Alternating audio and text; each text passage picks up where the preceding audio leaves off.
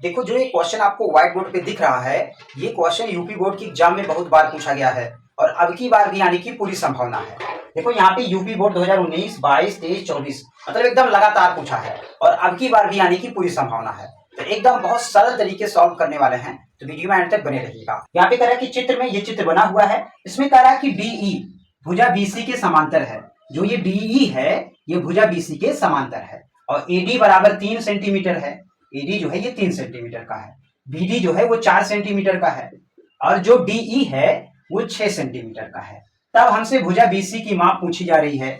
जो ये भुजा बीसी है इसकी माप कितनी होगी? ये चारों ऑप्शन में से कोई एक ऑप्शन सही होगा। देखो, अगर भुजा बीसी की माप ज्ञात करनी है तो इसमें जो दोनों त्रिभुज हैं इन दोनों त्रिभुजों को समरूप करना पड़ेगा। अब दोनों त्रिभुज है कहां? देखो, ये छोटा वाला त्रिभुज और ये बड़ा वाला त्रिभुज। इस छोटे वाले त्रिभुज को इस बड़े वाले त्रिभुज के समरूप करना पड़ेगा। तो यहाँ पे हम दोनों त्रिभुजों को ऐसे काट लेते हैं, इससे बहुत आसान हो जाएगा। ये ए है, ये डी है, ये ई है। इसके बाद बड़ा वाला त्रिभुज कुछ इस तरह से ऐसे है, ये ए है, ये बी हो गया, ये सी हो गया। सबसे पहले हमें ये बताओ, यहाँ पे दिया है जो डीई है वो भुजा बीसी के समांतर है। यहाँ पे डीई जो है भुजा बीसी के समांतर है।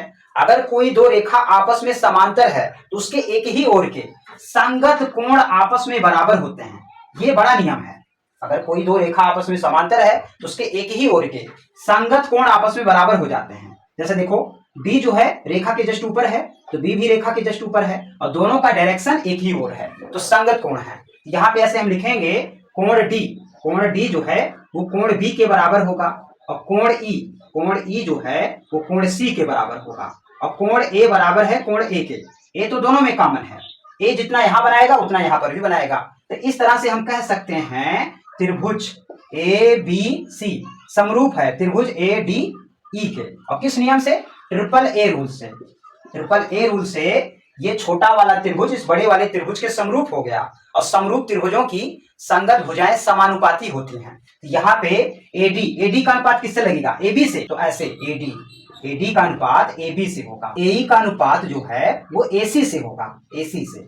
और ये डीई का अनुपात, तो डीई का अनुपात बीसी से लगेगा, ऐसे बीसी से। ठीक है। अब देखो यहाँ पे एडी का मान कितना है? एडी का मान 3 है, ऐसे 3। एबी का मान एबी, टोटल एबी कितना होगा? 4 3 7 और बराबर। देखो, इसका तो कोई काम है नहीं, हमसे भुजा बीसी की माप पूछी जा रही है तो इसको निकालो, कोई मतलब नहीं। यहाँ डीई कितना है? तो डीई यहाँ पे 6 सेंटीमीटर का है और बीसी ऐसे बीसी लिख दो। ठीक है, बीसी इधर जाएगा 7 इधर जाएगा, तो बीसी इधर लाओ ऐसे बीसी। तो ये 6 गुणे 7 हो गया, 3 को खींच के लाओ ऐसे 6 के नीचे। ठीक है, काटो, 3 एक कम 3 दूनी 6, तो बीसी बराबर 7 दूनी 14 सेंटीमीटर। तो इस तरह से भुजा बीसी की माप 14 सेंटीमीटर होगी। तो बहुत ही इंपॉर्टेंट क्वेश्चन है, इसको अच्छे से दिमाग में बैठा लीजिए। और अगर वीडियो अच्छा लगा हो तो लाइक, शेयर और सब्सक्राइब जरूर करें।